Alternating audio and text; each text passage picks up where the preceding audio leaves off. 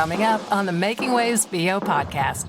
What I say is you got to take that extra 5 minutes and go research the client, find out what previous ad they've done, what's the voice sound like, what's the personality like, and just take that. If you take that extra 5 minutes, you're going to have an advantage in your audition. Making waves. Making waves. Making waves. Making waves. Making waves. Making waves. Making waves. Making waves. Making waves. Making waves. This is the Making Waves VO podcast with Kevin Kilpatrick and Bobby Maxwell. It is indeed the Making Waves VO podcast presented by Full Compass, fullcompass.com. We know VO. Bobby, it has been an interesting winter thus far. Ice Snowmageddon was in full effect in the Nashville area. You had a full house because you had power and internet, right? We lost it for half a day, but then my kids, who are also in Nashville, lost theirs, and so yeah, we have a brand new baby. So poor baby, didn't want him cold. But I can't believe you were out this whole time up until this morning when we're recording. Yeah. As of this recording, I had been out, and it was 12 days total. And wow. I just, believe it or not, it was frustrating, but I can't get mad at the power company. A lot of people are mad at the power company, and, maybe they should, and maybe I should, but I'm like, you know what? This is all kind of miracle kind of stuff that happens anyway, that we have electricity piped into our homes, and the fact that there was nearly 250,000 people without power, and within 2 weeks, they've pretty much got everybody up. I don't know. It's funny because a lot of Northerners were saying, why don't you have underground lines? It's like, do you know anything about Tennessee? We are literally all limestone. Yeah, it's all rock and stuff like that. But how's voiceover been, Bobby, this winter so far? I'm, knock on wood, it's still going good. 26 has been very good to me. Thank you. Good. I'm glad to hear it. I'm staying busy myself as well. Automotive has been surprisingly busy this early in the year. Usually we see a little dip in January and February, but it has been gangbusters, and I'm glad to hear it.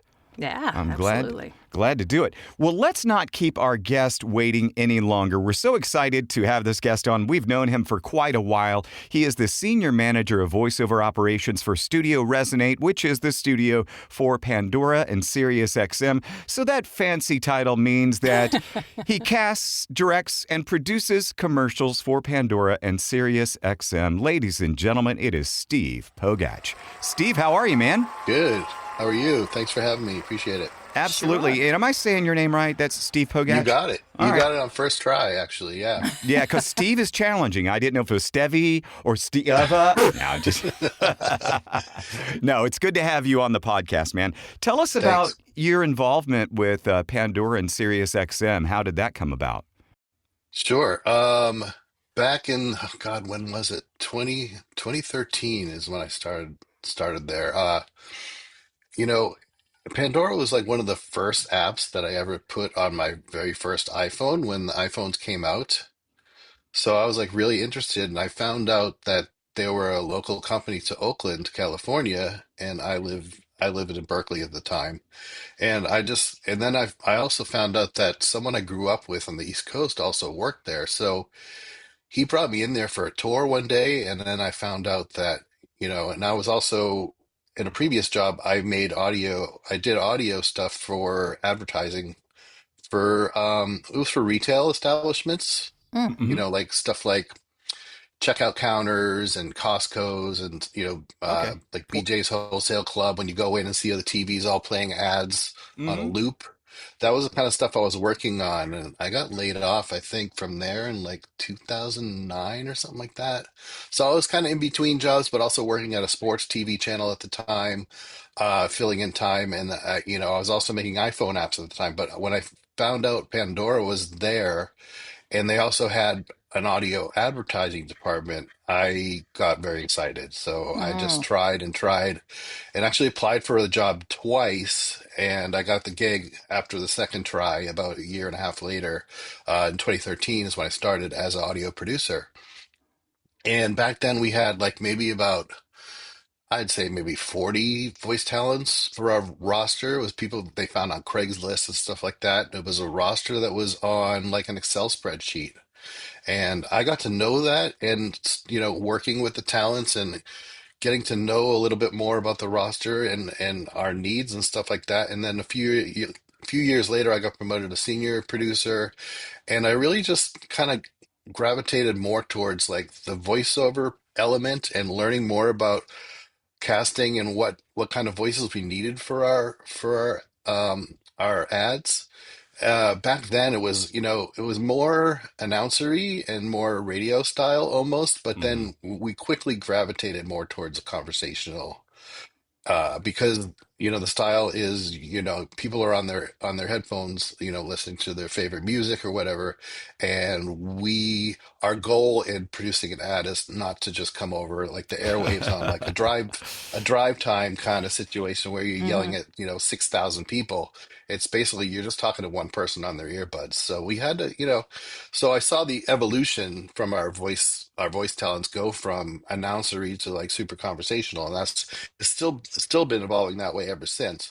But I'd say years in, I actually got to work more. I went to a voice conference, and then I just really gravitated more towards the voice roster, and then eventually took over managing the voice roster and recruiting for the voice roster. And since then, I've built it up to about 230 talents, Oh, wow. and way Wow. more diverse than the roster was originally as well. Yeah. So. Yeah, I'll bet. So when did Sirius join that? I want to say, I don't know the exact time, but they purchased Pandora. It was maybe, I want to say about 5 years ago, maybe. Okay. Yeah. It's a funny story. Kevin and I both come from radio. And when I was in radio, I refused to get any of those apps, Pandora, especially Sirius. It's like, you're taking our jobs away. Don't do it. And I was like, on a soapbox saying, we've got to keep radio. We got to keep radio. And then radio just started doing talent really bad. And I left, and guess what the first thing I did was become a Sirius subscriber. Yeah, So same here. it all Like changes. yeah, when I met my wife, God, 20 something years ago, she introduced me to Howard Stern. I never really listened to him, and she got me addicted to it. And then we got Sirius right when he went there. So I was like an original, first person to get on the bandwagon for Sirius. And Wow. now it's like, wow, Howard Stern's my coworker. No, not really. So Exactly. yeah, it's an interesting journey since then, but yeah. Don't go anywhere. The Making Waves VO podcast returns in a moment. Hi, this is Kate Neeland, voiceover actor, the one with the microphone. And you are listening to the Making Waves VO podcast with Kevin and Bobby, you lucky, lucky sausage. I love them. I love them so much. Enjoy. Oh, Bobby, I remember getting into voiceover, and one of the most exciting parts about getting into voiceover is buying all the gear. You don't realize that until you become a voice actor and you got to produce your own stuff.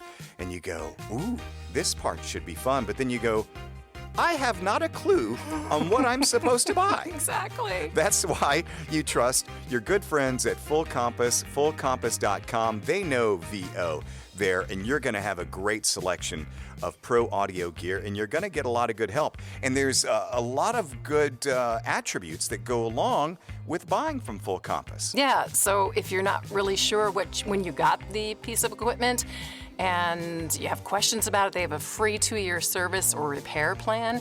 They have free shipping on orders over $49. I love that. I think my favorite thing is the low price guarantee, because you just never know. You said a second ago that you're getting into this and you don't know what you need, but how about, do you know if you're paying the right price for it? So you don't have to worry about that when you shop at fullcompass.com. They'll guarantee to match the price on the products they sell for new, identical, and immediately available products offered at a lower price. They have flexible financing, Bobby, and they also have free expert assistance, and that's why we say we know VO at Full Compass. Everything from microphones to interfaces to headphones to mic booms, they've got it. If you have any questions and you're more old school and you want to call them on the phone, you can call Full Compass at 800-356-5844.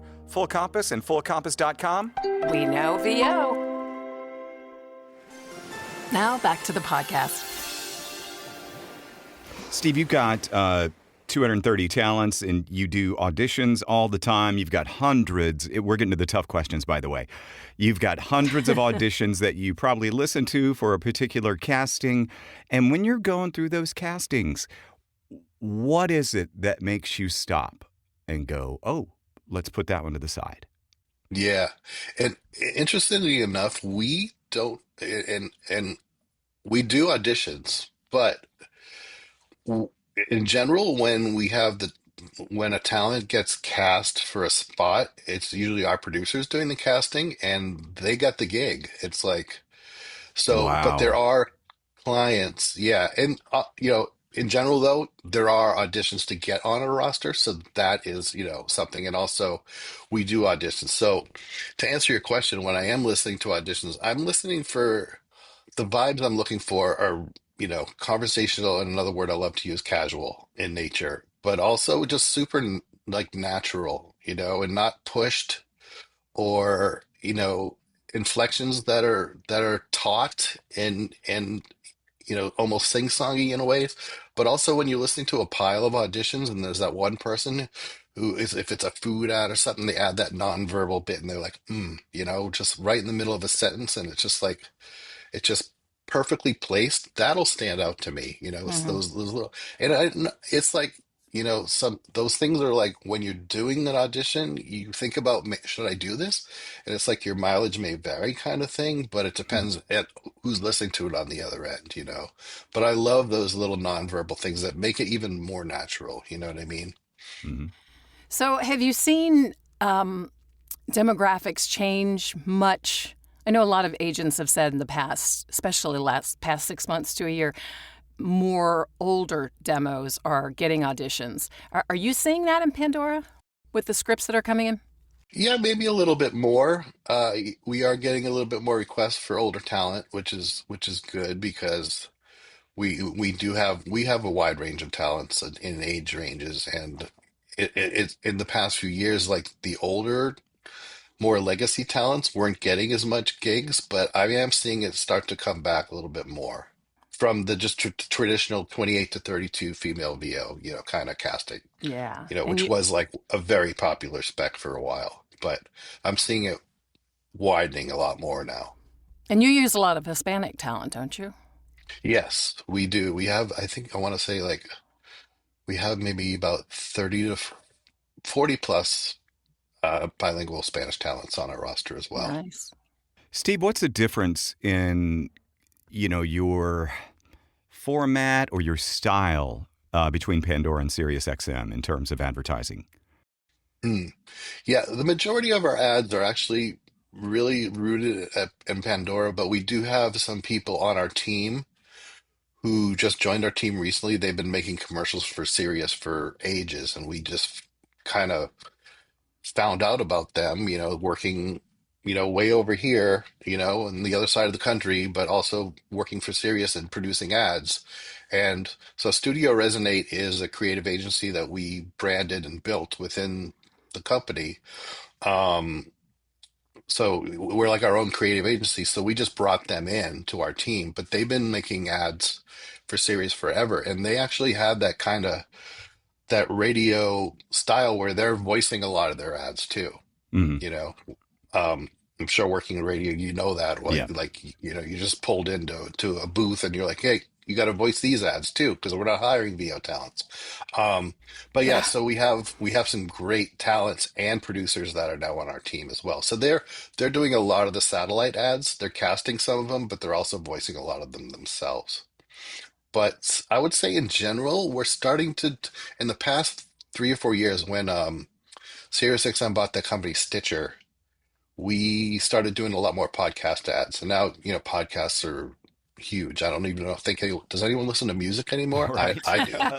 But so podcast advertising is huge too. So if a host like Conan O'Brien is not reading his own ads, they still need to sprinkle in ads, and hopefully you guys will start putting ads in your podcast soon, or not. I don't know what your plan is, but podcast advertising is huge. And I actually did a breakout session about the podcast ad read last year at VO Atlanta. And just, I would say it's an extension of conversational, but it's, again, that word I love to use more, casual. Casual. It's like, it's like, think of your favorite podcast host, like stopping their podcast, but also telling a story and weaving the ad into it in a seamless manner. We have to do that with just a script. So how do you do that? It's like being a little bit more casual, thinking like a podcast host and reading that ad, if that makes sense. Yeah, actually, Kevin and I both got from someone just today a spot. I can't say anything about it, but they were looking for either a podcaster or an influencer, and you're seeing that so much more. So do you bring on people on your roster who don't have voiceover but are influencers? No, not really. I Okay. think, yeah, I want to make sure that our talent are, voiceover first for the Okay. most part. Interesting. Steve, what's one thing that you feel like you probably say it over and over to talent, but they're misunderstanding, or you find yourself repeating it too much that maybe we're just not getting? Hmm. In terms of performance, it could be technical, it could be professionalism, any number of things. Here's something that I don't necessarily say to talents, but if I'm doing a like a workshop or a coaching class with a bunch of talents, I notice this a lot. It's a phenomena that happens with every single talent that I've ever worked with, at least once, where they're reading a script and they miss a word or they say a word differently that's not the word on the script. It could be a similar word, that's a sound-alike word or something like that. They do it on one take, then they do it on the second take, and they do it on the third take, and it gets sent. Mm. It's a phenomena that happens, and it even happens when I'm doing it in a workshop with the talent and they do the mistake once. I don't point it out to them purposely because I want to see if it happens a second and a third time. And sure enough, it does. It's really so, and it just goes to show that, and sometimes I don't even notice it too, because it's such a simple, subtle thing that you're seeing it differently on the page, right? I'm seeing it differently too, and I'm hearing it like, yeah, that fits, that works, and it is on the script. But it's just like it just goes to show that you really have to follow, like with a pencil or your finger, every single word when you're sending in your recording, just to make sure that that mistake. Oh, I didn't catch that, But it happens. It's weird. It happens all three times, the same mistake, unless you That's point it out remarkable. in between, if it's a live direction kind of thing. If I point it out the second time, they're like, oh my God, I didn't realize I did that the first two times. But it's Yeah. happened with every VO talent, the best of the best, or, any VO talent. It's happened. It's just a weird phenomenon and something I've noticed. Yeah. It's kind of like when you on the pay to plays, how the auditions fill up so fast. It's just crazy. It's like they'll have 50 in 2 minutes. How are people auditioning in that little time and giving it their best read? It blows me away, but it Yeah, happens. I mean, there's still some talents that are just treating auditions like, it's a part of their to-do list. I got to do my 70 auditions and then check them Yeah. off the list. But it's like what I say is you got to take that extra 5 minutes and go research the client, find out what previous ad they've done, what's the voice sound like, what's the personality like, and just take that. If you take that extra 5 minutes, you're going to have an advantage in your audition. Yeah. I know when you were at VO Atlanta that you say that you guys only have take submissions to get on the roster certain times of the year. Is that still the same? No, it's actually not. It's open all the time. The Okay. problem is it's just what it is now is a ever-ending queue. I would say like it's a mile long. If I was to line people up, that's how long the queue is right now of applicants, which I guess is a good problem to have. my goal in managing a roster is to make sure that I'm not oversaturating certain areas of the roster. Sure. And a lot of the reasons we are turning down talents is you might sound like someone on our roster too. So it's really, really, it's a hard, it's a hard place to get into now. But I don't discern anyone from applying because there are times when we have to go to that, go digging through and listen to some auditions and demos and stuff like that. Hi, this is Jonathan Grant, founder of Legit Voices, the creators of VO Inbox and VO Leads. You're listening to the Making Waves VO podcast with Kevin and Bobby. Enjoy. Steve, have you ever, or your producers, taken a big risk on a casting for a spot and it's paid off, or taken a risk and it's backfired? Yeah, I would say both, of course. Yeah, definitely. Can you recall specifics that you could share? I can't. I can't.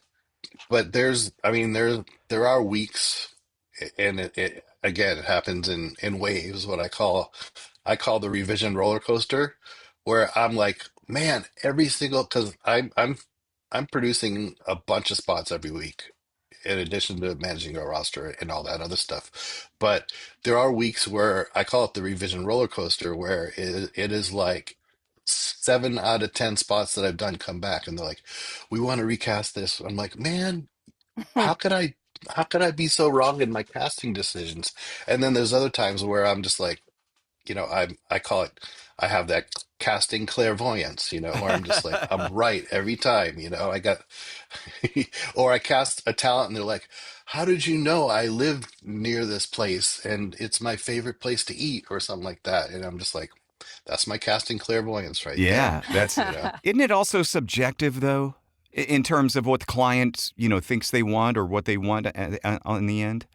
Yeah, sometimes it's like they don't know what they want too, and it's like we have to, sometimes also they also want control too, and if it's a big client, we have to just give it to them and say, okay, I take it personally. I'm like, why don't you trust my casting Yeah, decisions? this is what I do for a living. Yeah, I'm like, okay, well, just trust me. I know what I'm doing, but again, we'll just gather a bunch of samples from all our talents, or we'll run an audition. That's when we run an audition, or just every talent in our roster has their own little sample library, of like a podcast ad, a conversational spot, CPG, which is consumer packaged goods, your detergents, toothpaste, that kind of stuff. We have a education. So every talent has that stuff in their library plus their demos. So we're able to like grab samples for a client and just package them together in like a zip folder and say, you guys can choose the talent. And then they may be like, well, we didn't like that talent. I'm like, well, you chose it, Yeah. So let me do it now. Right. We were just talking about the Atlanta. You're going back this year, right? I mean, it's right around the corner.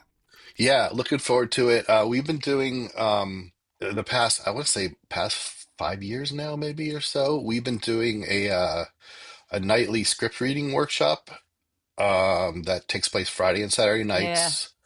And a good alternative to, all the little dance parties or whatever they have going on. And we love doing it. I mean, it's just a great way for us to give back to the VO community and just have some new talents who are just like, just trying it out for the first time, get up there and read in front of a room and get redirected. And it's just such a great, like a good rah-rah atmosphere, I've seen some talents who are just starting their careers out and now they're like, they came and read for us like 3 or 4 years ago and now they're just like on their way. And it just warms my heart to see that, that they came and read for us years ago and they were just really scared, but up at the mic and they just did it, so it's great. We love doing it.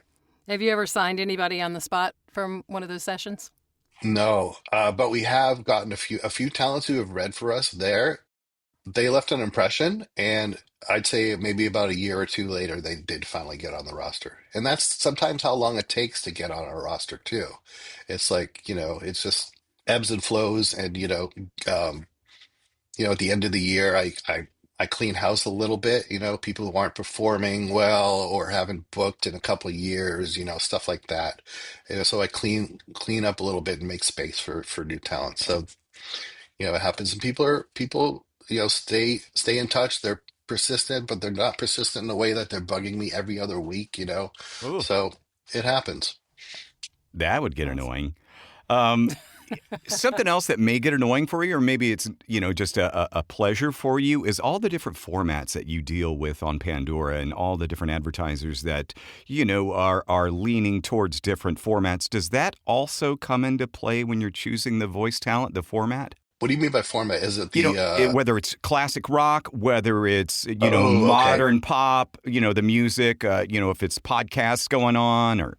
Yeah, actually, I would say that isn't really on the recipe. Like when I get a script and everything, I call it like a recipe because it has the advertiser, all the specs and stuff like that, and that never shows up.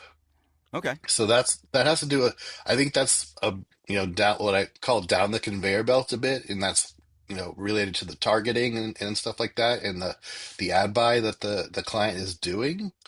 So I think it's I don't know if it's actually targeted towards like classical or stuff like that, but it's more like I think it's more grand. Yeah, and what you're saying, it sounds like the particular ad buy is going to dictate the type of voice they're going to get, and the ad buy that is being done, they're going to target that towards a format where, they're going to get the most ROI, I'm sure. Yeah. Very cool. Now, are you a follow-up question to that, because you talked about the recipe and you get all the specs and all this stuff? Are you doing the writing of the spots? No. Thank goodness, right? Yeah. I think I just chimed in yesterday on the spot and said, I'm no copywriter, but, and then I had some suggestions, and I've changed a script or two here and there, and we've all seen those scripts that are, 46 seconds and a 30, Mhm. And I would be like, okay, let me try to suggest some trimming here. I'm not, and then I always preface it by, I'm not a copywriter, but let me try and make this a real nice 30 where you're going to get a conversational read and not someone racing to the finish line. I'm sorry, there are copywriters on our team as well, and they write a handful of ads, working with the client, on building campaigns from the ground up. And then other ads we get that are pre-written by, the client or their agency or stuff like that. Okay. Our producer, Lacey, had mentioned that you and your wife have a podcast. Is she in the business, and what's it about? I'm curious. Yeah, no, I don't have, I produce a podcast for her. I actually produced 2 podcasts for her. Oh, cool. She's a therapist and a coach, marriage and family therapist and a coach. And her sister is an attorney. So they used to talk on the phone about reality TV all the time. And these conversations would go on for hours. And they finally decided, let's make a podcast. And, this was, I'd say, probably almost 3 years ago now. And so they have a podcast, it's called Psych Legal Pop, which is a look at pop culture through the lens of an attorney and a psychotherapist. And Wow. they're now like 370 episodes or so, and they've had over 1 million downloads, not per episode, but they're getting ad dollars, which is good because I can get paid for doing my production a little bit, maybe. But so yeah, I've been producing it, and then my wife also has another podcast that she started called The Gen Mess with Tess. And it's about like the generation gap because she works with a lot of millennial females, and just about all the different generations and how they handle the workplace and stuff like that. So that's her own personal podcast, which she's done about 45 or 50 episodes of. That sounds interesting. I would check that out. So check them out wherever you get your podcast. Love that Including plug. Pandora. And the Making Waves VO podcast, we'll be right back. This is Katie Lee, and you've got the best VO podcast in all of the land right here. The Making Waves VO podcast with Kevin and Bobby. Enjoy. As a voice actor, you want to focus on what's important, right? Like pulling off the perfect read. You don't want to stress about tech stuff. That's why Full Compass is in your corner. With 50 years experience in pro audio, Full Compass has everything we voice actors need. Mics, headphones, monitors, mixers, interfaces, DAWs, all the goodies. And their certified product experts help with everything they sell. Plus, you can get free same-day shipping, flexible financing, and a low-price guarantee. See it all at fullcompass.com. Fullcompass.com. They know VO. And now back to Making Waves. Steve, let's go through a scenario, if you don't mind. Let's say that you've got to cast a commercial, and you're going to book Bobby Maxwell for a spot. And let's say, who is the advertiser? I don't know. Let's say a jockstrap company. I don't know, Bobby. No, I'm just joking. But let's say Bobby gets cast in a commercial. Maybe it's for Geritol. Who knows? But let's say That's even worse than the jockstrap. Wow. We have a great relationship, Steve. Yeah. But let's say you cast Bobby, and let's see, something more appropriate, probably a bourbon commercial. So if you were to send her copy and say, hey, Bobby, kick this back to me. I would like to get X number of reads, and then within those X number of reads, do you want wild variation? Do you want just a slower, faster? Tell me about what you request from talent. Yeah. A lot of our stuff's quick turnaround too, like 24 to 48 hours, and it's a lot of direction via email too. But sometimes we will get on the phone with the talent if it's more nuanced of a read or something we're really looking for, or something that is more important, then we'll talk to the talent, or we'll even do a live session if we have to. But we a lot of time we don't have time for that, but I love what I can. But I would just send the email and say 3 takes, and I would give the specs from the client. And a lot of times the client is checking boxes. And so, sometimes they'll check laid back, energetic. And it's like, whoa, who let you check those boxes? No. But I will copy and paste all the stuff from what I call the recipe and send it to you and say, I need 3 takes. And all our talents know the drill because they have like a manual or a style guide from us when they join our roster. They know how to name the files, the whole protocol, everything. So it's 3 takes. What I like, and we don't have any requirements for like a wild take or something, but I like having a little bit of variety within the takes. And if a talent wants to go wild on one, just say, hey, I add an extra take. Take D, I thought this would fit really well, and that's great. I call that like VO intuition when they actually add that little extra thing. Or I saw something in the script that didn't vibe right or didn't fit. Let me give you an alt take that may cover you, or you have that mistake in the pocket or something like that. But it would be 3 takes, and then I would add some added direction, or I'd even add a reference whenever possible. I would add an audio reference or a YouTube clip or something like that, or whenever possible. I love to get the references. Now sometimes I'll get references when the revision comes through, and I'm like, where was that before we cast this? Mm-hmm. The struggle is real, but yeah. So it's true what a lot of coaches and agents say too. You just got to take a chance and don't give them the expected, right? Yeah, and then like if you're doing a down inflection in one sentence, do it differently in the other take, But like when I have a talent that gives 3 carbon copies of the same take, it's like I've even had at one point in my career here where I've taken all 3 takes and stacked them up in Logic or Pro Tools and then played them together, and there's no variation. It's like, how are you, like, why would you do 3 recordings that are exactly the same? And they're not on our roster anymore, by the way. Oh, wow. So did you say earlier in the podcast that you are a coach? Yeah, I do a little bit of coaching on the side. I do workshops, for various VO schools and stuff like that as well. I enjoy it so much. Like every time I finish like a workshop and something like that, I walk away. I'm like, oh, that was so much fun. It's like I just love, getting someone, what I call it, going from cold to gold. You know what I mean? It's like a cold read and then redirecting and stuff like that. So yeah. I think you and David at those sessions at VO Atlanta look like you're having as much fun as we are.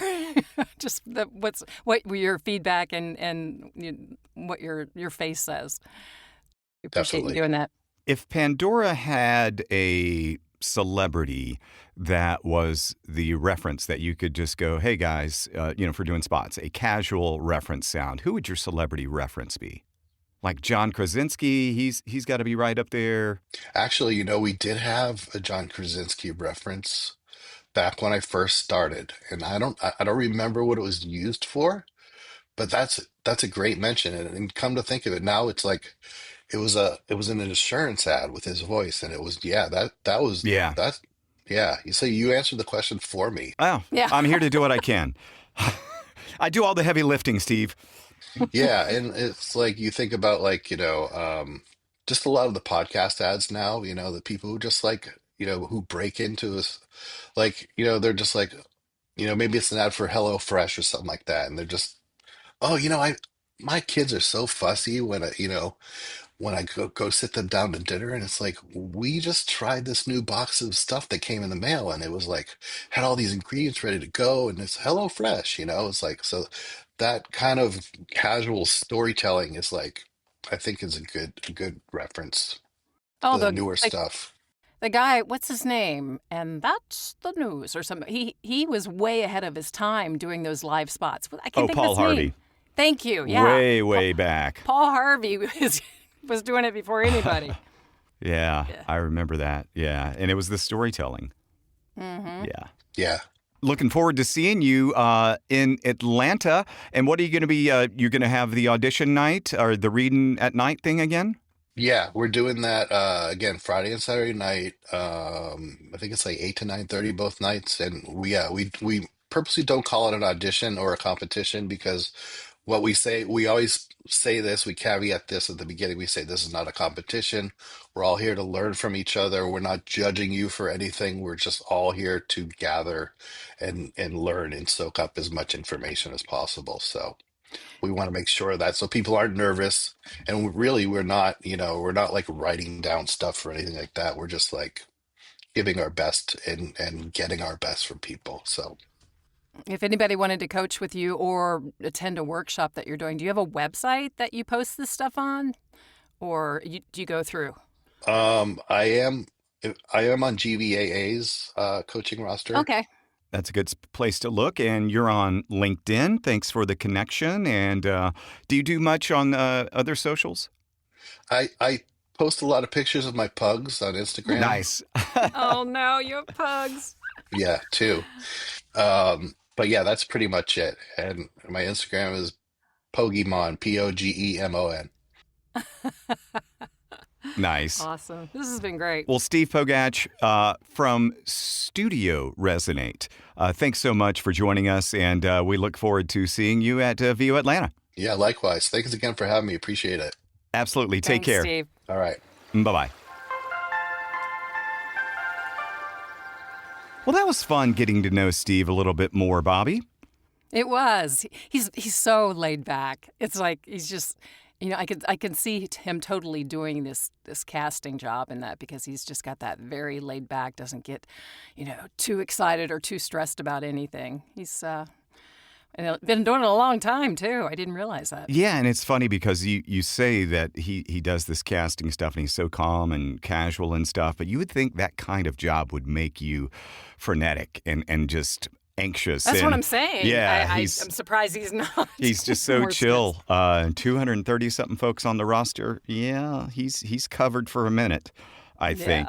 But like he said, he's they're always open to receiving submissions and stuff like that. But yeah, really nice to get to know him a little bit more and catch up. And what some great information he imparted in terms of our reads, and even, the Pandora notwithstanding, that's the kind of sound that would probably be very effective in radio auditions or TV auditions, and, that very casual, laid back sound.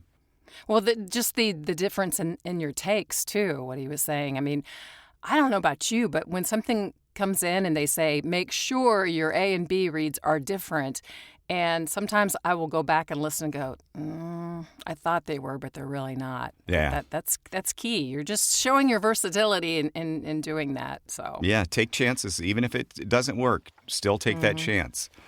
Very cool. Well, Bobby, we should do this again. I say let's go for it. Yeah, we're going to wait till warm weather, though. So glad you have a place to sleep tonight. Absolutely. The Making Waves VO podcast is presented by Full Compass, fullcompass.com. We know VO. The Making Waves VO podcast is produced by K2 Media Productions with hosts Kevin Kilpatrick and Bobby Maxwell. Sound design and editing by Jason Traver. Production assistance by Lacey Deline. Publicity and social media by Shannon Scott and Silas Phillips. Be sure to subscribe to the Making Waves VO podcast on your favorite platform. For all episodes, merchandise, gear, and more, visit makingwavesvo.com. Until next time, I'm AJ McKay. Keep making waves.